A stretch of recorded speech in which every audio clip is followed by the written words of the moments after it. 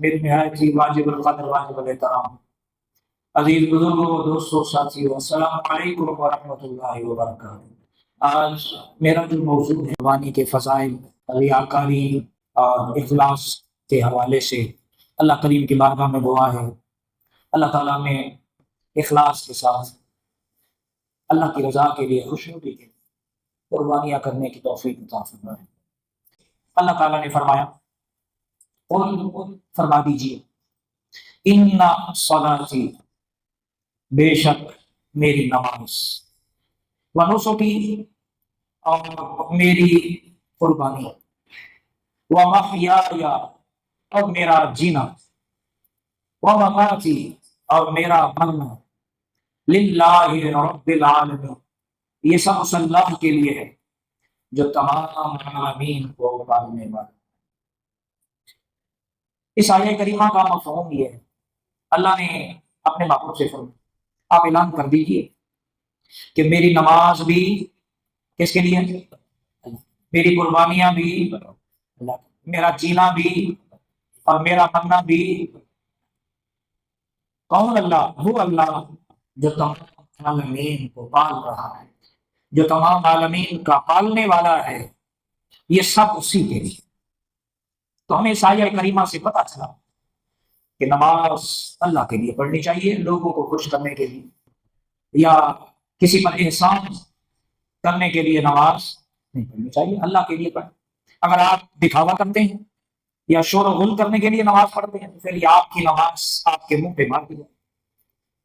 قربانیاں اللہ کے لیے پڑھیں، مقصد اللہ کی رضا ہونی چاہیے، گوشت نہیں ہونا چاہیے، اپنی قربانیوں کے نمائش نہیں ہونی چاہیے، اس کی تشہیر مقصود نہیں ہونی چاہیے، پوری گلی محلے پر اپنی وعدہ کروانے کے لیے اچھا جانور نہیں لانا چاہیے، بلکہ اللہ کے دیے ہوئے رزق کو اچھے طریقے سے اللہ کی رضا کے لیے خرچ کرنا چاہیے، مقصود اللہ راضی ہو جائے، آپ کی واہ واہ ویسے ہو جائے۔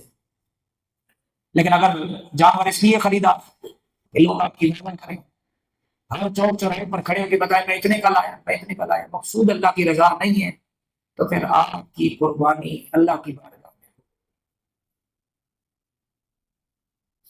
اسی طرح انسان کا جو جینا ہے وہ بھی اللہ کی رضا، اسلام کی سربلندی کے لیے، کلمۃ الحق کو بلند کرنے کے لیے، اسلام کے دفاع کے لیے، شریعت مطہرہ کی تشہیر کے لیے، اپنے آپ کو سنبھالنے میں، دین کے اندر اپنے آپ کو ڈالنے میں،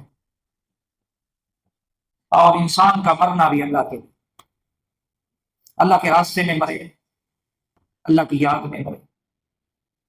دنیا اللہ اور اللہ کے رسول کی رضا کے مطابق دنیا میں رہ کر اپنی زندگی بسر کرے گا، اس کو موت بھی ایسی بات ہے، اسلام پہ آئے، ایمان کی سلامتی والی ہے۔ یہ سب کا سب اللہ کی رضا کے لیے ہے، اور مسلمان کا کام اس کے پیش نظر اللہ کی رضا اور خوشنودی ہونی چاہیے، اپنے نفس سے ہوشیار رہے کہ وہ کہیں اس کے عمل کو ہلاکت میں نہ ڈال دے، کہیں وہ عمل کر کے اس کے اندر بڑائی نہ پیدا کر دے، تکبر نہ پیدا کر دے۔ تو اس لیے سارے کام کس کے لیے کرنے چاہیے؟ اللہ کے لیے۔ رمضان ذوالحج شریف کا چاند نظر آتا ہے تو اس سے پہلے لوگ قربانی کی تیاریوں میں لگ جاتے ہیں، کوئی حصہ ڈالتا ہے، کوئی جانور لاتا ہے۔ تو قربانی کرنا یہ جناب حضرت ابراہیم خلیل اللہ نبی علیہ السلام نے سنا، حضرت اسماعیل علیہ السلام نے سنا، اور حضور نبی پاک صلی اللہ علیہ وسلم کی شریعت میں بھی اسے قائم رکھا ہے۔ ہر دور میں ہر نبی کی امت میں قربانی موجود تھی، اس کی صورتیں مختلف تھیں۔ حضور کی امت میں قربانی کو رکھا گیا ہے، اور قربانی کرنے والے کے لیے بڑا اجر ہے۔ قربانی کے جسم پر ہر بال کے بدلے میں اللہ قربانی کرنے والے کو نیکی عطا فرماتا، اجر عطا فرماتا۔ عرض کی یا رسول اللہ یہ قربانیاں کیا ہیں؟ تو میرے اور آپ کے آقا صلی اللہ علیہ وسلم نے فرمایا یہ تمہارے باپ حضرت ابراہیم علیہ السلام کی یادگار ہے۔ عرض کی یا رسول اللہ ہمارے لیے اس نے کیا ہے؟ سرکار دو عالم صلی اللہ علیہ وسلم کہ قربانی کے ہر جسم کے بال کے بدلے میں اللہ قربانی کرنے والے کو اجر عطا فرماتا ہے، نیکی عطا فرماتا ہے۔ حضور نبی پاک صلی اللہ علیہ وآلہ وسلم وبارک وسلم نے ترمذی شریف میں فرمایا قربانی کرنے والے کو قربانی کے جانور کے ہر بال کے بدلے میں نیکی ملتی ہے۔ اب آپ اندازہ لگائیں جانور کے جسم پر کتنے بال ہوتے ہیں، بکری ہے، بھیڑ ہے، دمبا ہے، گائے ہے، بھینس ہے، اونٹ ہے، کوئی آپ شمار کر سکتے ہیں؟ نہیں۔ لیکن آپ قربانی کرتے ہیں تو ہر بال کے بدلے میں قربانی کرنے والے کو اللہ پاک کی طرف سے نیکی ملتی ہے، اجر ملتا ہے۔ اور یہ بھی فرمایا گیا کہ قربانیاں خوش دلی کے ساتھ کیا کر، خوش ہو کر کرو، کیا کرو؟ خوش ہو کر کرو۔ اور اسی طرح المعجم الکبیر میں ایک حدیث پاک ہے جس میں حضور نے فرمایا جس نے خوش دلی سے طالب ثواب ہو کر قربانی کی تو یہ قربانی جہنم کے درمیان قربانی کرنے والے کے لیے پردہ بن جائے گی، ڈھال بن جائے گی، حجاب بن جائے گی، رکاوٹ بن جائے گی۔ تو پتہ چلا کہ قربانی کرنا اپنے آپ کو جہنم سے آزاد کروانے والا یہ عمل ہے۔ تو خوش دلی کے ساتھ اور ثواب کی طلب رکھتے ہوئے قربانیاں کیا کرنی چاہیے؟ کرنی چاہیے۔ اب یہ قربانیاں قیامت کے دن بندے کی سفارش کریں گی، شفاعت کریں گی، درمیان میں رکاوٹ بن جائے گی، یا اللہ اس نے تیری رضا کے لیے مجھے قربان کیا، آج یہ جہنم میں جائے، یا اللہ مہربانی کر رحم فرما دے۔ تو اللہ تبارک و تعالی اس جانور کی سفارش کی وجہ سے اس کو جنت دے۔ اور پھر جو قربانی کے جانور قربانی کے حوالے سے منسوخ ہو جاتے ہیں یہ اللہ کی نشانیاں بن جاتے ہیں۔ کیا بن جاتے ہیں؟ اللہ کی نشانی، شعائر اللہ میں یہ شامل ہو جاتے ہیں۔ ان کی عزت کرنا، ان کا احترام کرنا، ان پہ شفقت کرنا، ان کے ساتھ محبت اور پیار سے پیش آنے سے اللہ انسان کو دلوں کا تقوی عطا فرمائے، پرہیزگاری نصیب۔ تو جو لوگ بھی شریعت کی طرف سے جن پر قربانیاں واجب ہیں انہیں ٹال مٹول سے کام نہیں لینا چاہیے، بلکہ خوش دلی کے ساتھ کریں۔ یہ جو آپ خرچ کرتے ہیں فطرے کی صورت میں، زکوٰۃ کی صورت میں، قربانیوں کی صورت میں، یہ وہ مال ہے جو آپ نکالتے ہیں، بقیہ جو آپ کے پاس مال بچ جاتا ہے اس کے اندر ایسی توانائی، ایسی انرجی، ایسی طاقت پیدا کر دیتا ہے کہ وہ مال بڑھنا شروع ہو جاتا ہے، اور اللہ کسی کا اس کے راستے میں خرچ کیا اپنے پاس نہیں رکھتا، بلکہ اللہ دنیا میں بھی اس کا اجر عطا فرماتا ہے اور آخرت میں بھی اس کا بہترین اجر عطا فرماتا ہے۔ تو اس لیے قربانیاں خوش دلی کے ساتھ، گوشت حاصل کرنے کے لیے نہیں۔ حدیث قرآن پاک میں آتا ہے، اللہ فرماتا ہے نہ تو تمہارا یہ قربانیوں کا گوشت مجھ تک پہنچتا ہے نہ اس کا خون، اگر کوئی چیز میرے ہاتھ پہنچتی ہے تو وہ تمہارا تقویٰ ہے، تمہاری نیت ہے، تمہاری پرہیزگاری ہے۔ گوشت تو ویسے ہی ہمیں مل جاتا ہے، ہم گوشت کی نیت نہ بھی کریں تب بھی وہ ہمیں ملتا ہے۔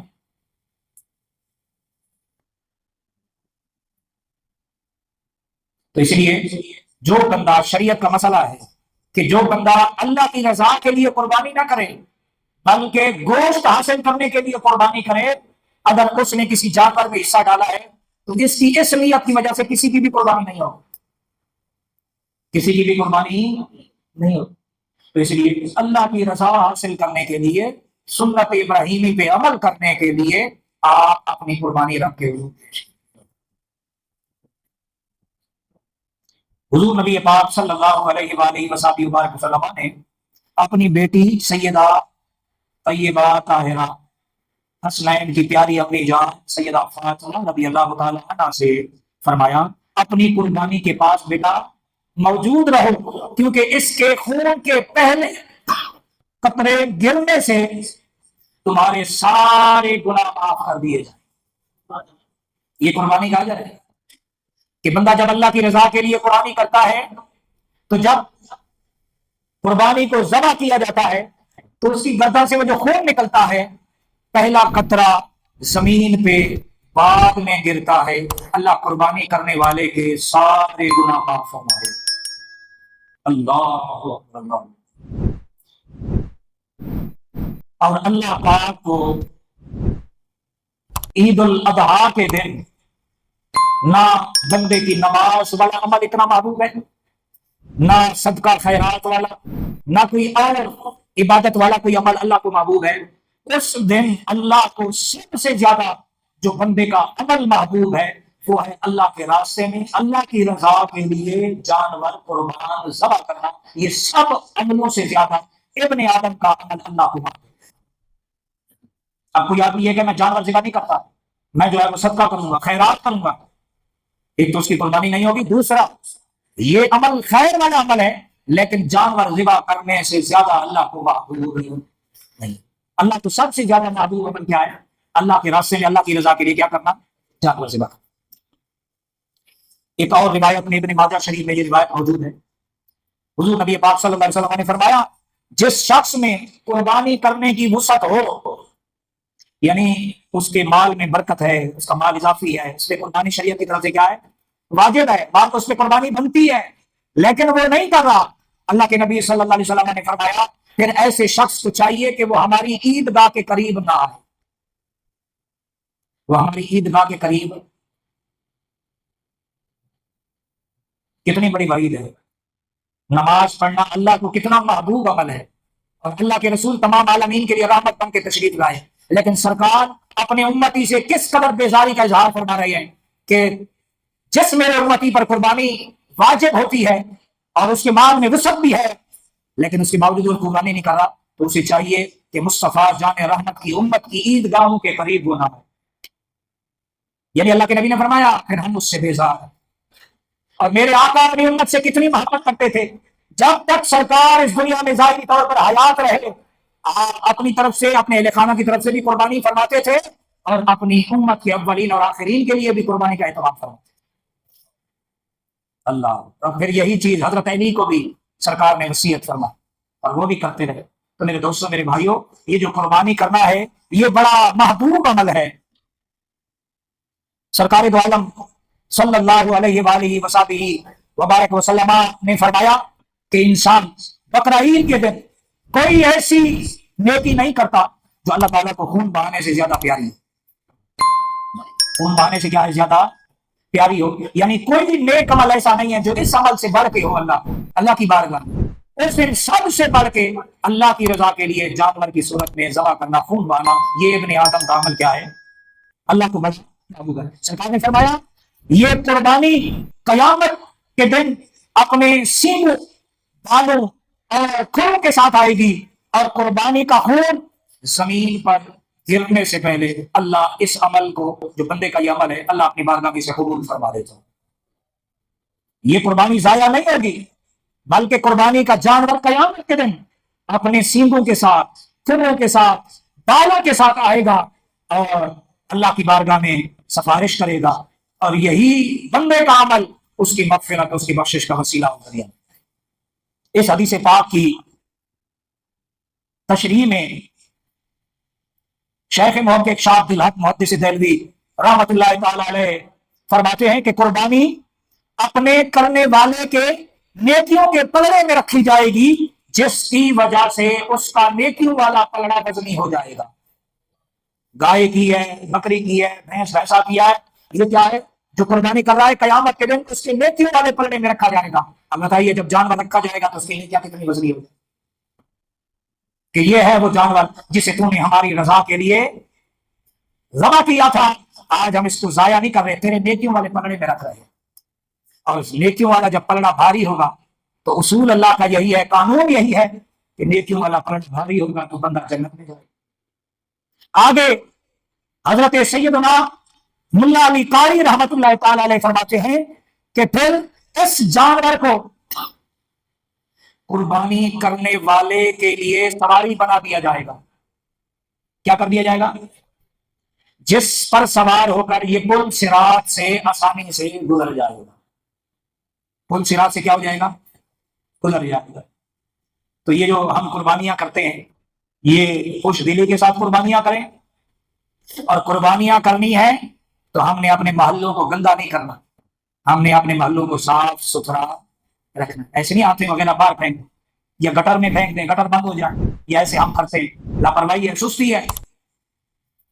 تو ہمیں اپنے محلوں کو بھی صاف ستھرا رکھنا ہے۔ بعض لوگ جانور لے آتے ہیں، پوری گلی کی گلیاں بند کر دیتے ہیں، 10 دن لوگوں کا آنا جانا جو ہے وہ دشوار ہو جاتا ہے یہ کام بھی آپ نے نہیں کرنا۔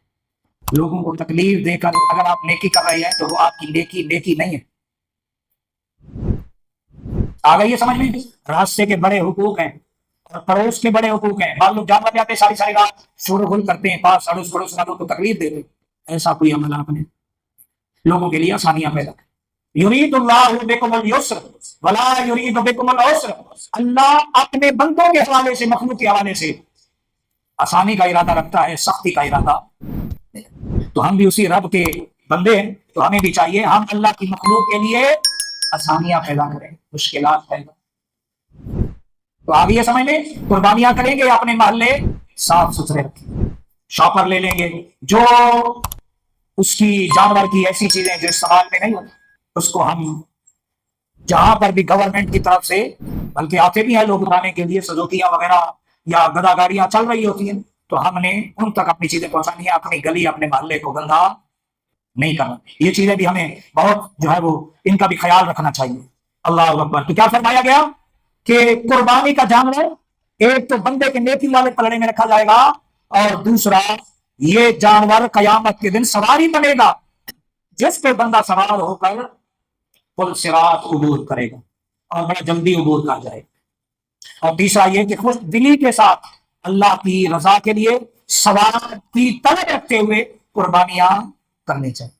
چوتھا یہ کہ جب بندہ اللہ کی رضا کے لیے قربانی کرتا ہے، زمین خون کا قطرہ بعد میں گرتا ہے، اللہ پہلے بندے کے عمل کو قبول فرما لیتا ہے۔ پانچواں یہ کہ جب بندہ قربانی اللہ کی رضا کے لیے ذبح کرتا ہے، بندے کے اس جانور کا جو خون ہے وہ زمین پر بعد میں گرتا ہے، اللہ قربانی کرنے والے کے گناہوں کو معاف فرما دیتا ہے۔ تو جانور تین طرح کے جو ہے وہ ہوتے ہیں جو قربانی کے لیے پیش کیے جاتے ہیں، اونٹ ہے، گائے ہے اور بکری ہے۔ ان کی عمریں اونٹ 5 سال کم از کم، زیادہ ہو افضل ہے، اور گائے اسی کی قسم میں بھینس بھی ہے۔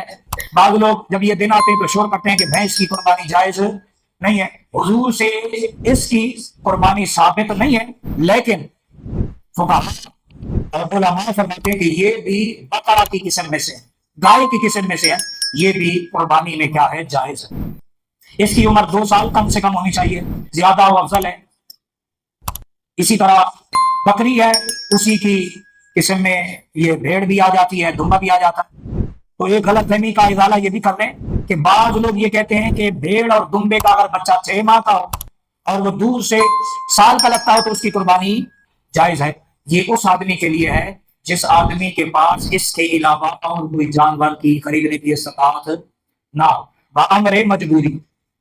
حضور کی بارگاہ میں عرض کی گئی، یا رسول اللہ ہمارے پاس 6 ماہ کا بکری کا بچہ ہے، اس کے علاوہ اور کوئی نہیں ہے، تو کیا یہ 6 ماہ کا بکری کا بچہ جائز ہے؟ سرکار نے فرمایا نہیں۔ کہا یا رسول اللہ اس کے علاوہ اگر ہمارے پاس استطاعت نہ ہو، تو سرکار نے فرمایا عید والے دن بندہ اپنے ناخن، اپنے بال، زیر ناف بال یہ اتارے، تو جو غریب لوگ ہیں اس عمل کی وجہ سے اللہ نے قربانی جیسا اجر عطا فرمائے۔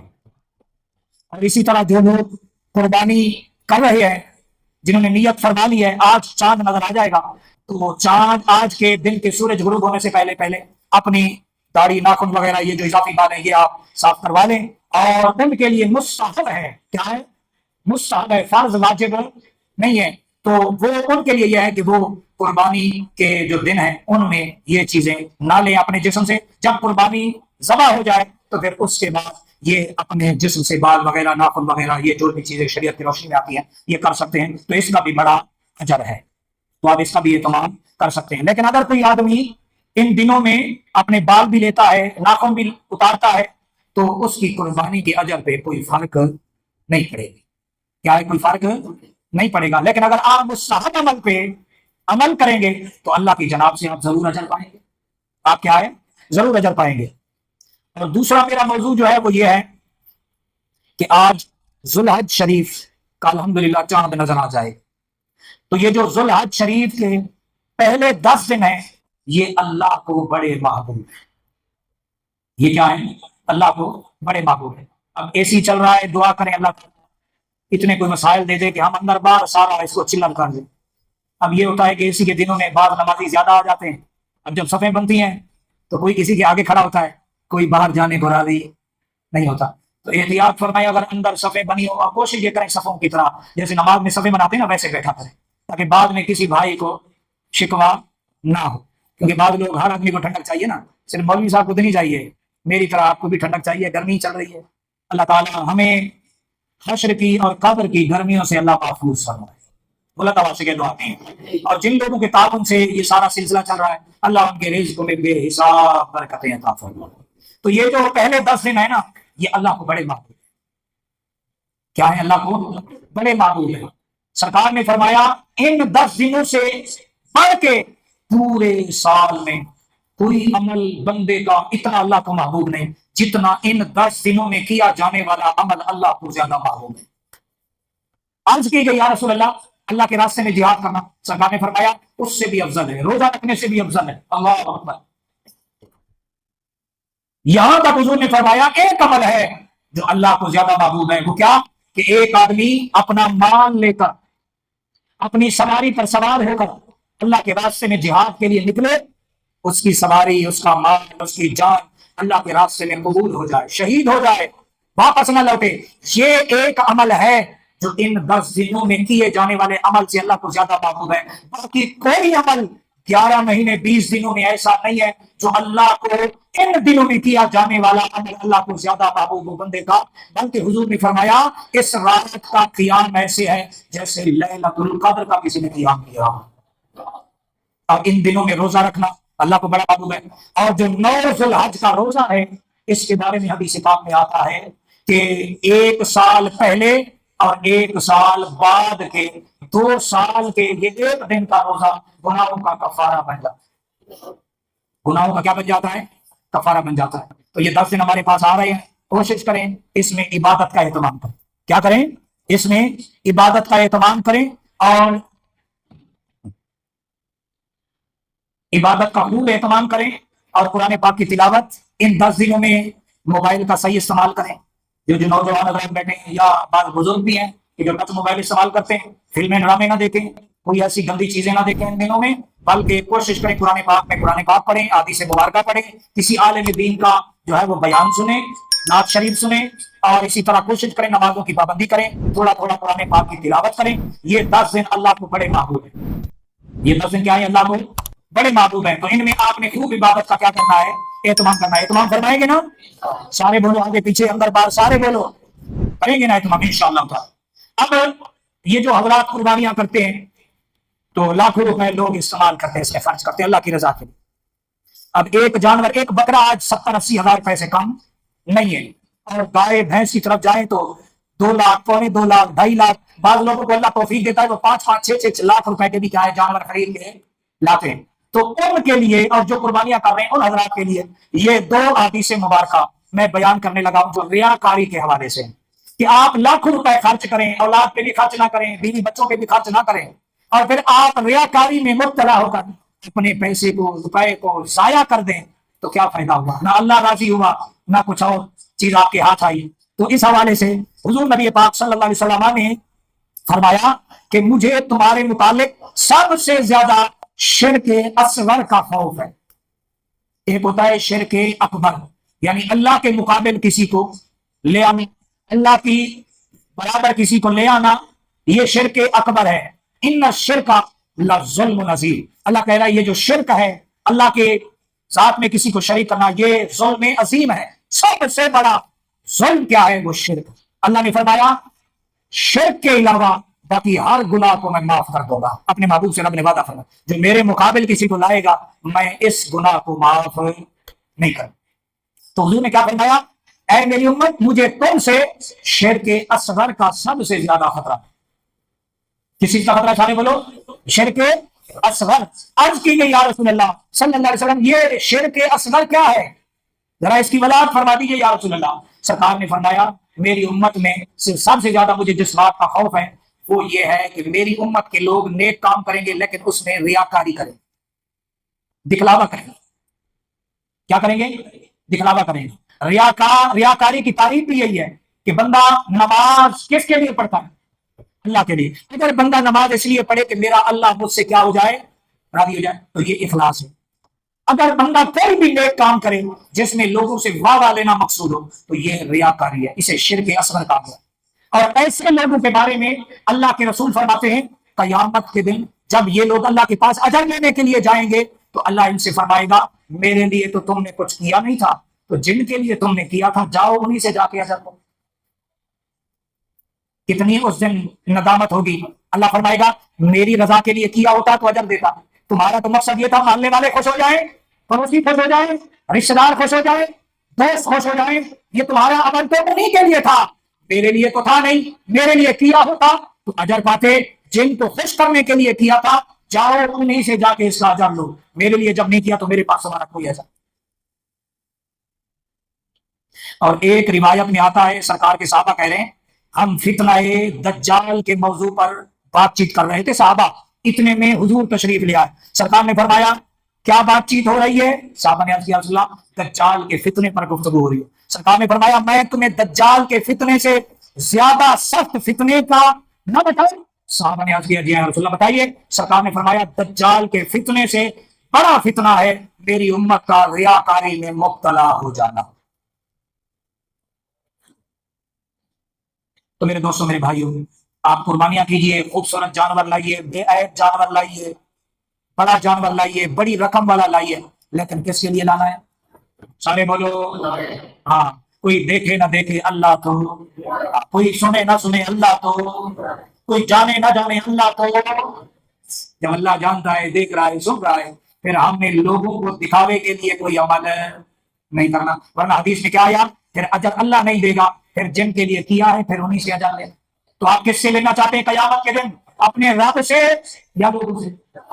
وہاں تو سبھی محتاج ہوں گے، وہاں تو سبھی اللہ کے کرم کے منتظر ہوں گے، اس کی رحمت کے حوالے سے جھولیاں پھیلائے کھڑے ہوں گے، وہ تو اللہ کے حکم سے کچھ کر ہی نہیں سکیں گے۔